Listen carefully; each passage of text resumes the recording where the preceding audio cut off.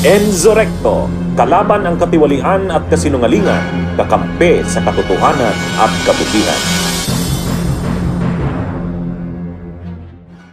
Isang disqualification case ang isinampalaban sa mga senatorial candidates na sina ACT-CIS Erwin Tulfo, broadcaster Ben Tulfo at 3 pang membro ng kanilang pamilya ayon sa COMELEC. Ayon sa COMELEC, Chairman George Erwin Garcia, ang reklamo ay inihain ng isang Virgilio Garcia at nakatakdang irapol sa 2 dibisyon ng poll body sa Martes. Kabilang sa mga ininawit sa kaso sina ACT-CIS Representative Jocelyn Tulfo, Quezon City 2nd District Representative Ralph Tulfo at Turismo Party List nominee Wanda Tulfo Teo. Matatandaang naungkat noon ang usapin ng citizenship ni Erwin Tulfo. Noong 2022, hindi itinuloy ng Commission on Appointments ang kumpirmasyon sa kanyang pagiging kalihim ng Department of Social Welfare and Development or DSWD dahil sa legal na issue kaugnay ng kanyang pagiging American citizen. Inamin ni Erwin na naging US citizen siya noong 1988, ngunit anya, nabawi niya ang kanyang pagiging Pilipino noong 2022 nang maging opisyal ng gobyerno.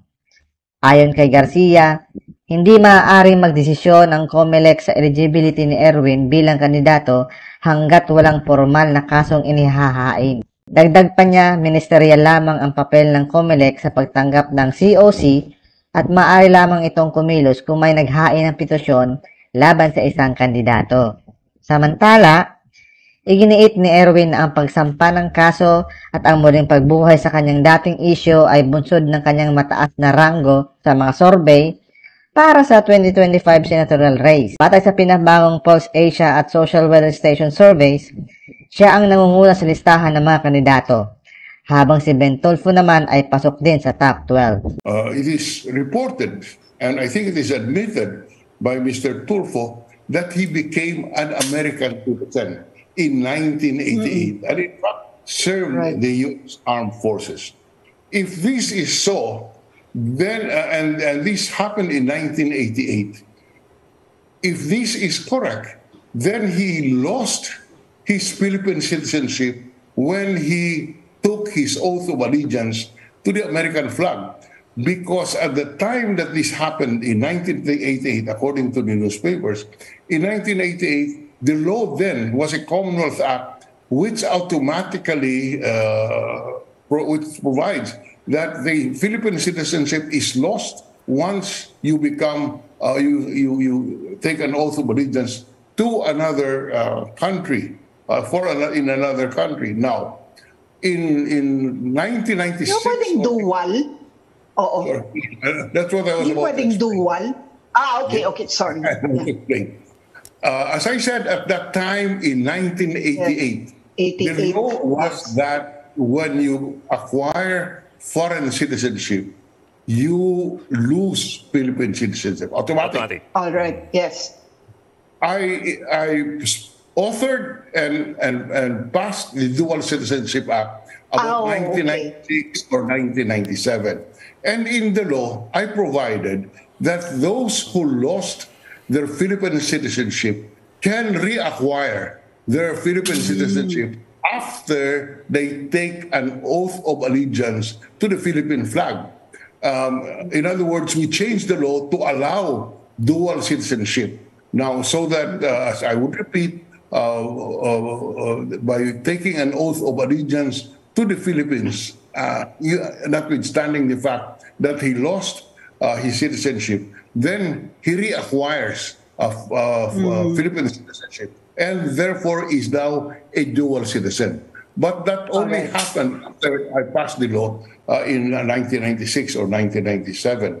Now, however, in the law itself, we provided that before an individual, a dual citizen, is appointed to a public office or runs for public office, he or she must renounce the foreign citizenship because you cannot have dual allegiance. Kahit na natapos na ang halalan, natapos ang eleksyon, naproklama, nag-oath at nag-assume bilang isang senador, ang jurisdiction po ay biglang mawawala sa COMELEC kung may na-file na kaso sa Commission on Elections. Kung wala naman po, ang jurisdiction pa rin ay mapupunta sa iba pong tribunal. Ang tawag po dyan ay Senate Electoral Tribunal. Yan po ay nakalagay mismo sa ating saligang batas na ang Senate Electoral Tribunal shall be the sole, uulitin ko po, sole judge of all election, returns and qualification of the members of the Senate o yung mga senador. So sila po ang magdidesisyon dyan at yan po ang miyembro po dyan ay mga miyembro ng Senado, 6 na miyembro at 3 miyembro ng Supreme Court. Kung sa COMELEC ang pwedeng i-file yung cancellation of candidacy dahil sa denial of due course dahil nga siya ay nagsinungaling, hindi ito issue ng kwalifikasyon, pag natapos na po ang eleksyon at nanalo ang kandidato at therefore duly elected na po siya, ang pwede na po ma-file ay petition for quo warranto. This time, directly questionin yung kwalifikasyon na nakalagay sa ating saligang batas. Alam naman natin na itong si Erwin Tulfo ay dating US citizen. American citizen ito eh. May US citizenship ito, si Erwin Tulfo. Ngayon, ang lumilitaw dito, mga kabunyog, mga kababayan, ang lumilitaw dito, kaya pala na-maintain niya yung kanyang US citizenship sa loob ng 20 taon, matagal.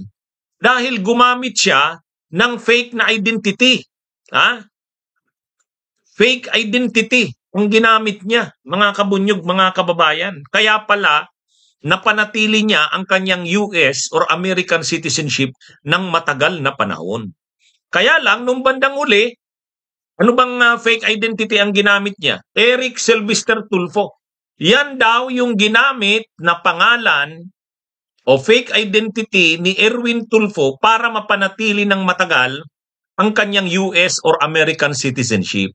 Pero nung bandang huli, nalaman ito ng mga autoridad ng Amerika, sinulatan siya. Mga kabunyog, sinulatan itong si Tulfo. Eric Sylvester Tulfo. Eric Sylvester Tulfo, 52 Madison Loop, Montgomery Place, E. Rodriguez, Quezon City, Philippines. Dear Eric Sylvester Tulfo. Sinulatan siya. Ayon dito, sinulatan si Erwin Tulfo tungkol nga dyan sa paggamit ng fake identity. Kinansila yung kanyang American or US citizenship. Tulfo's track record of deceit is now internationally recognized thanks to the U.S. Department of State. A letter from the U.S. Embassy in Manila dated October 11, 2022 revealed that Tulfo fraudulently acquired a U.S. passport under the name Eric Sylvester Tulfo, claiming to be born in Hawaii. However, evidence including his own admissions proves he was born in Tacloban, Leyte in 1963.